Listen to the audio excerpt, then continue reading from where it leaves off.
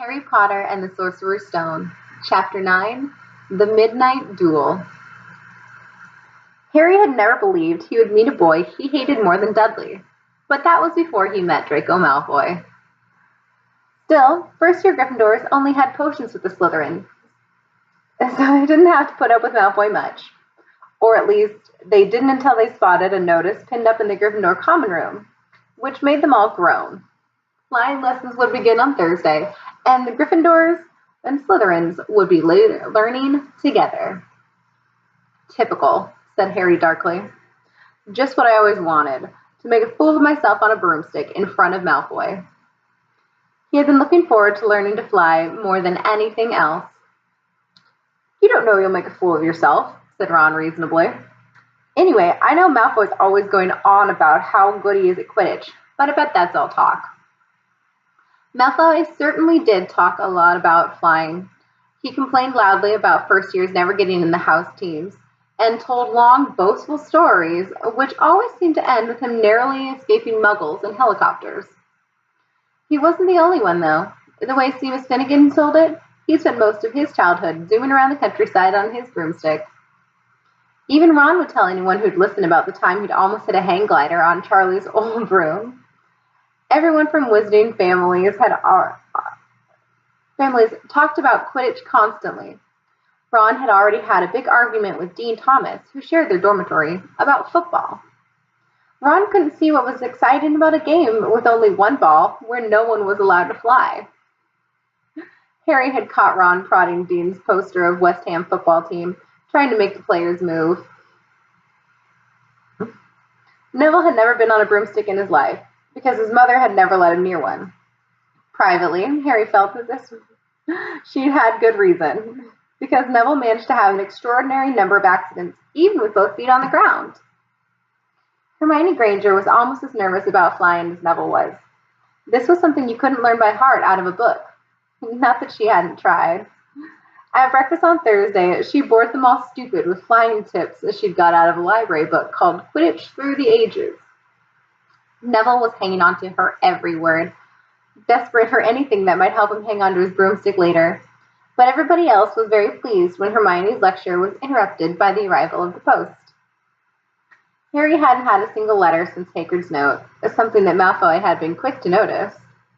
Of course, Malfoy's eagle owl was always bringing him packages of sweets from home, which he opened gloatingly at the Slytherin table. A barn owl brought Neville a small package from his grandmother. He opened it excitedly and showed them a glass ball the size of a large marble, which seemed to be full of white smoke. It's a remembrall, he explained. Gran knows I forget things, and this tells you if there's something you've forgotten to do. Look, you hold it tiny like this, and if it turns red, oh, his face fell, because the remembrall had suddenly glowed scarlet. You've forgotten something. Neville was trying to remember what he'd forgotten when Draco Malfoy, who was passing the Gryffindor table, snatched the remembrall out of his hands. Harry and Ron jumped to their feet. They were half hoping for a reason to fight Malfoy, but Professor McGonagall, who could spot trouble quicker than any other teacher, was there in a flash. What's going on? Malfoy's got my remembrall, Professor. Scowling, Malfoy quickly dropped the remembrall back on the table. Just looking, he said, and he sloped away with Crabbe and Goyle behind him. At 3:30 that afternoon, Harry, Ron, and the other Gryffindors hurried down the front steps into the grounds for their first flying lesson. It was a clear, breezy day, and the grass rippled under their feet as they marched down the sloping lawns towards a smooth lawn on the opposite side of the grounds to the Forbidden Forest, whose trees were swaying darkly in the distance. The Slytherins were already there, and so were 20 broomsticks, lying in neat lines on the ground. Harry had heard Fred and George complain about the school brooms, saying that some of them started to vibrate if you flew too high, or always flew slightly to the left. Their teacher, Madame Hooch, arrived. She had short gray hair and yellow eyes like a hawk. Well, what are you all waiting for? She barked. Everyone, stand by a broomstick. Come on, hurry up. Harry glanced down at his broom. It was old and some of the twigs stuck out at odd angles. Stick out your right hand over your broom, called Madame Hooch at the front, and say, up. Up, everyone shouted. Harry's broom jumped into his hand at once, but it was one of the few that did. Hermione Granger's had simply rolled over on the ground, and Neville's hadn't moved at all. Perhaps brooms, like horses, could tell when you were afraid, thought Harry. There was a quaver in Neville's voice that said only too clearly that he wanted to keep his feet on the ground. Madame Hooch then showed them how to mount their brooms without sliding off the end, and walked up and down the rows, correcting their grips. Harry and Ron were delighted when she told Malfoy he'd been doing it wrong for years. Now, when I blow my whistle, you kick off the ground hard, said Madame Hooch. Keep your broom steady, rise a few feet, and then come straight back down by leaning forward slightly. On my whistle, 3, 2... But Neville, nervous and jumpy, and frightened of being left on the ground, pushed off hard before the whistle had touched Madame Hooch's lips.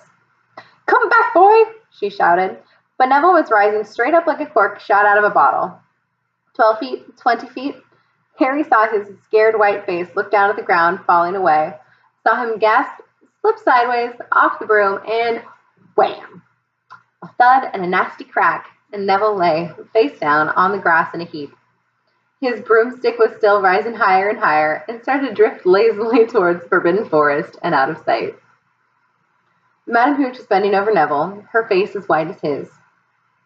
Broken wrist, Harry heard her mutter. Come on, boy. It's all right. Up you get. She turned to the rest of the class. None of you is to move while I take this boy to the hospital wing. You leave those brooms where they are, or you'll be out of Hogwarts before you can say Quidditch. Come on, dear. Neville, his face tear-streaked, clutching his wrist, hobbled off with Madame Hooch, who had her arm around him. No sooner were they out of earshot than Malfoy burst into laughter. Did you see his face, the great lump? The other Slytherins joined in.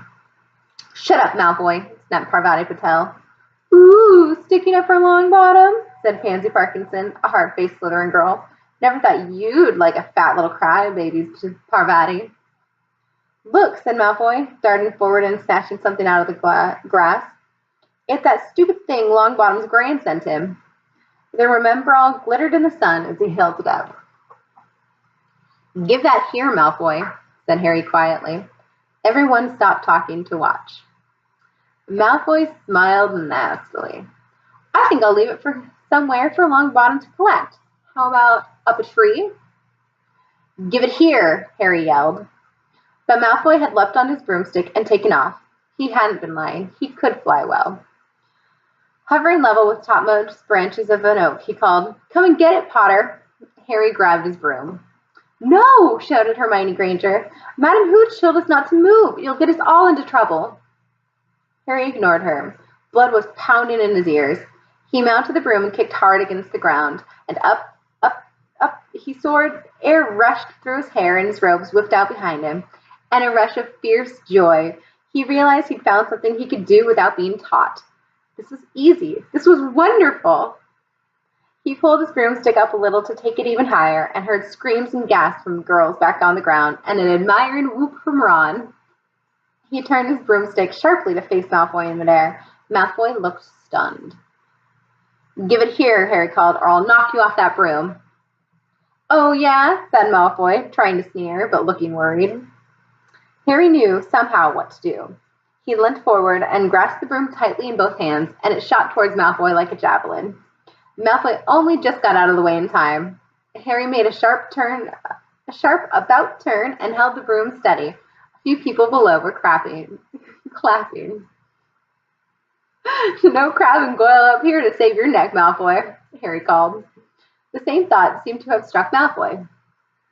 Catch it if you can, then, he shouted, and he threw the glass ball high into the air and streaked back towards the ground. Harry saw, as though in slow motion, the ball rise up in the air and then start to fall.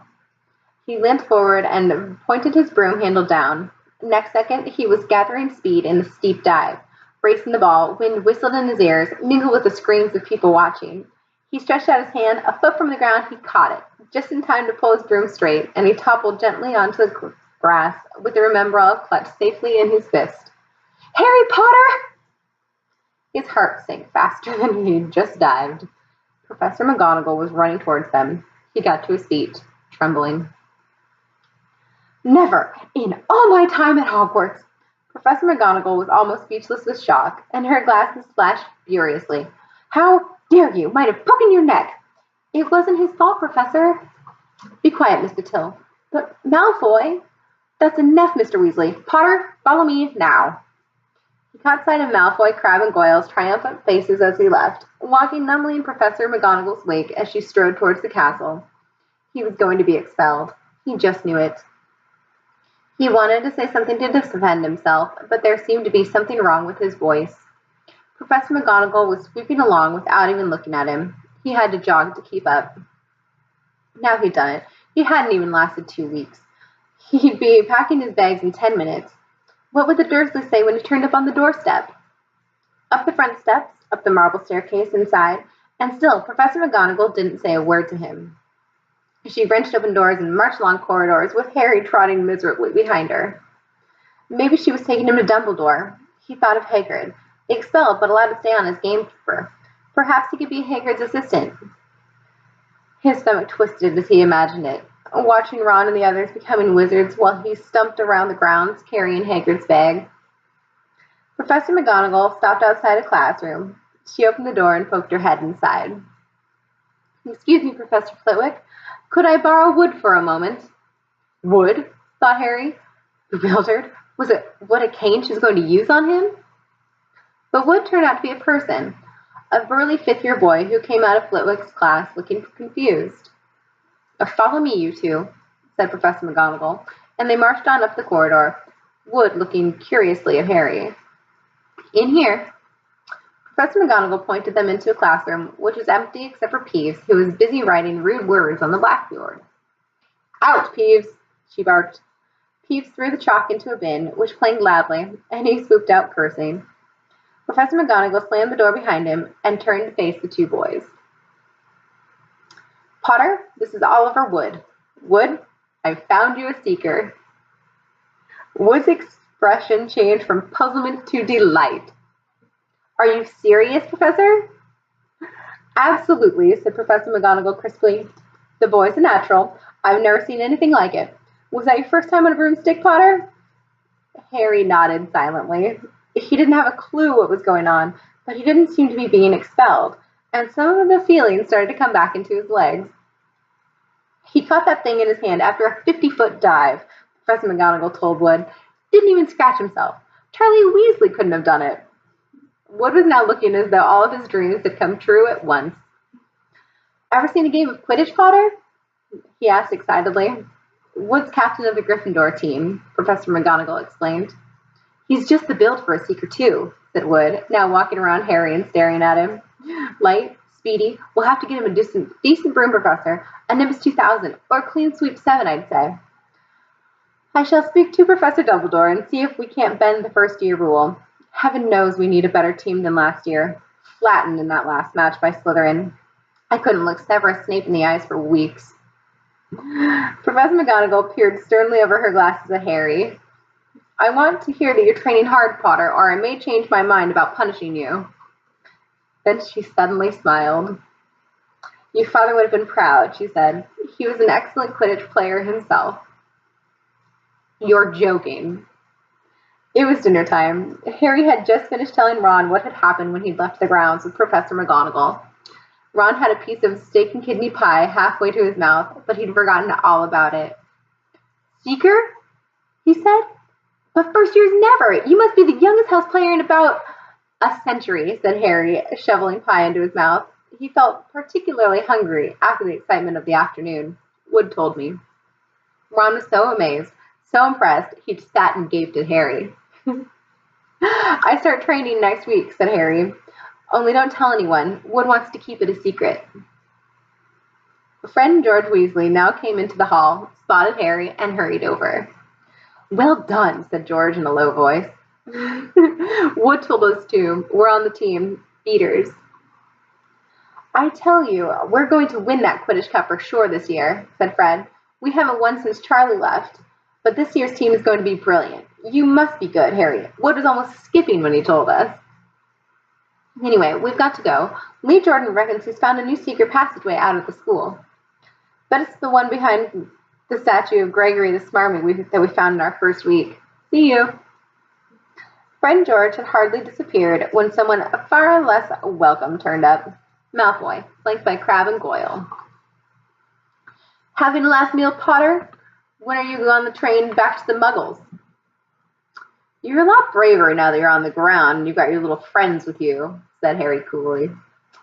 There was, of course, nothing at all little about Crabbe and Goyle, but as the high table was full of teachers, neither of them could do more than crack their knuckles and scowl. I'd take you on any time on my own, said Malfoy. Tonight if you want.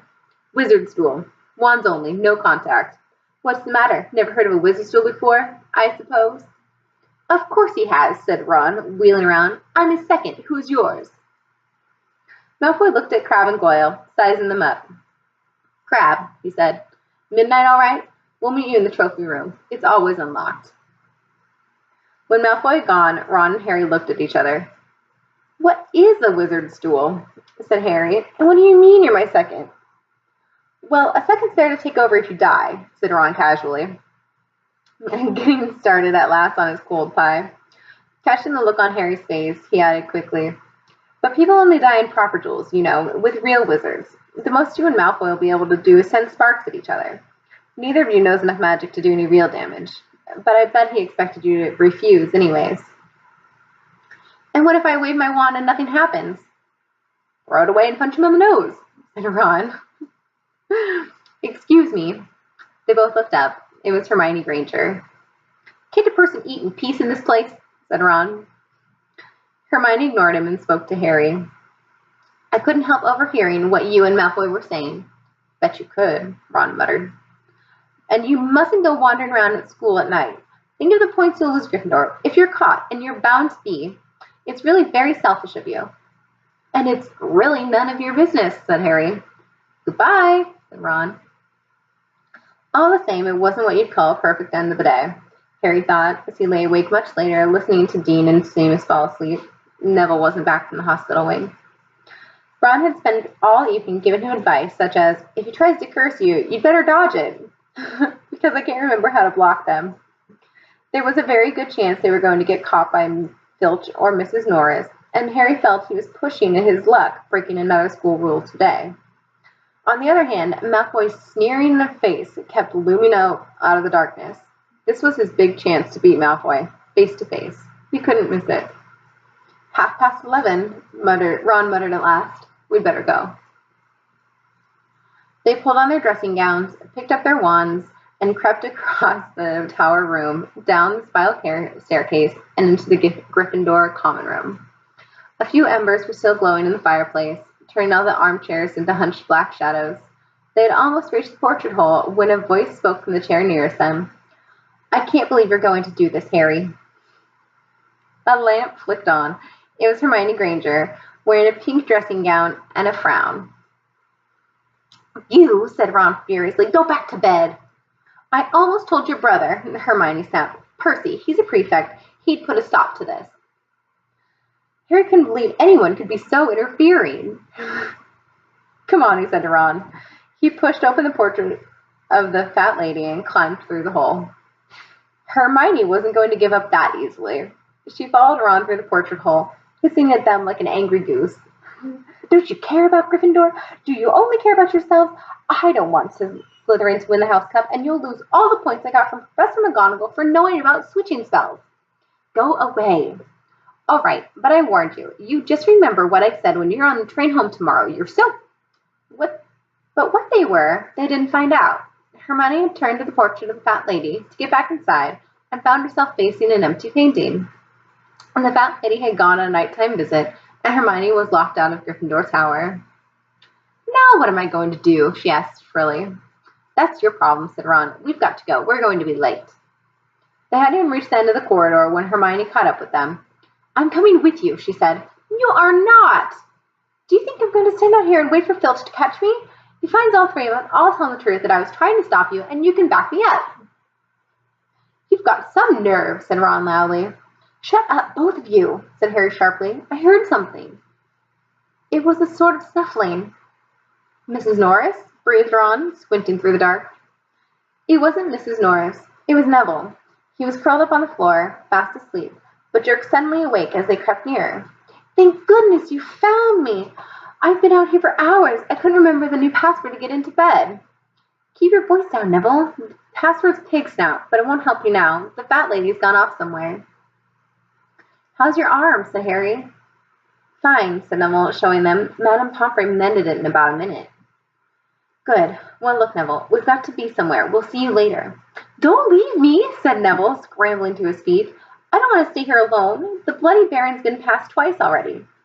Ron looked at his watch and then glared furiously at Hermione and Neville.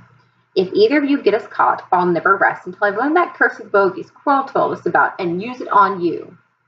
Hermione opened her mouth, perhaps to tell Ron exactly how to use the curse of the bogies, but Harry hissed at her to be quiet and beckoned them all forward. They flitted along corridors stripped with bars of moonlight from the high windows. At every turn, Harry expected to run into Filch or Mrs. Norris, but they were lucky. They sped up the staircase to the third floor and tiptoed towards the trophy room. Malfoy and Crabbe weren't there yet. The crystal trophy cases glimmered where the moonlight caught them. Cups, shields, plates, and statues winked silver and gold in the darkness. They edged along the walls, keeping their eyes on the doors at either end of the room. Harry took out his wand in case Malfoy leapt in and started at once. The minutes crept by. He's late. Maybe he's chickened out, Ron whispered. Then a noise in the next room made them jump. Harry had only just raised his wand when they heard someone speak, and it wasn't Malfoy. Sniff around, my sweet. They might be lurking in a corner. It was Filch, speaking to Mrs. Norris. Horror-struck, Harry waved madly at the other three to follow him as quickly as possible. They scurried silently towards the door away from Filch's voice. Neville's robes had barely whipped around the corner when they heard Filch enter the trophy room. They're in here somewhere, they heard him mutter, probably hiding. This way, Harry mouthed to the others, and petrified, they began to creep down a long gallery full of suits of armor. They could hear Filch getting nearer. Neville suddenly let out a frightened squeak and broke into a run. He tripped, grabbed Ron around the waist, and the pair of them toppled right into a suit of armor. The clanging and crashing were enough to wake the whole castle. Run! Harry yelled, and the four of them sprinted down the gallery, not looking back to see whether Filch was following. They swung around the doorpost and galloped down one corridor, then another, Harry in the lead without any idea where they were or where they were going. They ripped through a tapestry and found themselves in a hidden passageway, hurtled along it and came out near their charms classroom, which they knew was miles from the trophy room. I think we've lost him, Harry panted, leaning against the cold wall and wiping his forehead. Neville was bent double, wheezing and spluttering. I told you, Hermione gasped, clutching at the stitch in her chest. I told you. We've got to get back to Gryffindor Tower, said Ron, quickly as possible. Malfoy tricked you, Hermione said to Harry. You realize that, don't you? He was never going to meet you. Filch knew someone was going to be in the trophy room. Malfoy must have tipped him off. Harry thought she was probably right, but he wasn't going to tell her that. Let's go. It wasn't going to be that simple. They hadn't gone more than a dozen paces when a doorknob rattled and something came shooting out of the classroom in front of them. It was Peeves. He caught sight of them and gave a squeal of delight. Shut up, Peeves, please, you'll get us thrown out. Peeves cackled. Wander around at midnight, nickel firsties? Tut, tut, tut. Naughty, naughty, you'll get caughty. Not if you don't give us away, Peeves, please. Should tell Filch I should, said Peeves in a saintly voice, but his eyes glittered wickedly. It is for your own good, you know. Get out of the way, snapped Ron, taking a swipe at Peeves. This was a big mistake. Students out of bed! Peeves bellowed. Students out of bed down the charms corridor! Ducking under Peeves, they ran for their lives, right to the end of the corridor, where they slammed into a door, and it was locked. This is it, Ron moaned, as they pushed helplessly at the door. We're done for. This is the end. They could hear footsteps, Filch running as fast as he could towards Peeves' shouts. Oh, move over, Hermione snarled. She grabbed Harry's wand, tapped the lock, and whispered, Alohomora. The lock clicked and the door swung open. They piled through it, shut it quickly, and pressed their ears against it, listening. Which way do they go, Peeves? Filch was saying. Quick, tell me. Say please. Don't mess me about, Peeves. Where did they go? Shan't say nothing if you don't say please, said Peeves in his annoying sing-song voice. All right, please. Nothing! Ha-ha! Told you I wouldn't say nothing if you shan't say please. Ha ha ha! And they heard the sound of Peeves whooshing away and Filch cursing in rage. He thinks this door is locked, Harry whispered. I think we'll be okay. Get off, Neville! For Neville had been tugging on the sleeve of Harry's dressing gown for the last minute. What? Harry turned around and saw quite clearly what. For a moment, he was sure he'd walked into a nightmare. This was too much, on top of everything that had happened so far. They weren't in a room as he had supposed. They were in a corridor, the forbidden corridor on the 3rd floor. And now they knew why it was forbidden. They were looking straight into the eyes of a monstrous dog, a dog which filled the whole space between ceiling and floor.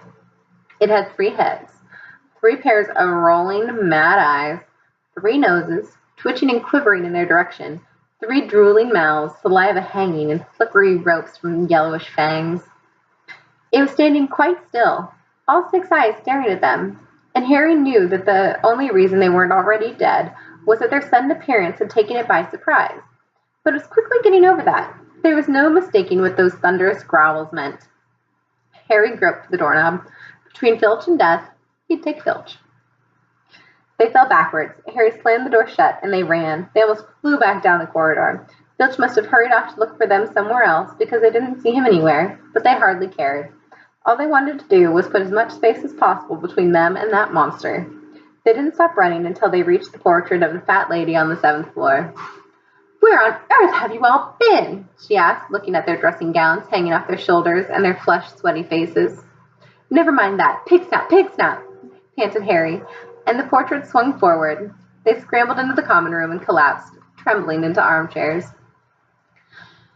It was a while before any of them said anything. Neville indeed looked as though he'd never speak again. What do you think they were doing, keeping a thing like that locked up in a school? Said Ron finally. If any dog needs exercise, that one does. Harry got her breath and her bad temper back. You don't use your eyes, any of you, do you? She snapped. Didn't you see what it was standing on? The floor, Harry suggested. I wasn't looking at its feet. I was too busy with its heads. No, not the floor. It was standing on a trapdoor. It's obviously guarding something. She stood up, glaring at them. I hope you're pleased with yourselves. We could all have been killed, or worse, expelled. Now, if you don't mind, I'm going to bed. Ron stared after her, mouth open. No, we don't mind, he said. You'd think we'd dragged her along, wouldn't you? But Hermione had given Harry something else to think about as he climbed back into bed. The dog was guarding something. What had Hagrid said? Gringotts was the safest place in the world for something you wanted to hide, except perhaps Hogwarts. It looked as though Harry had found out where the grubby little package from Vault 713 was.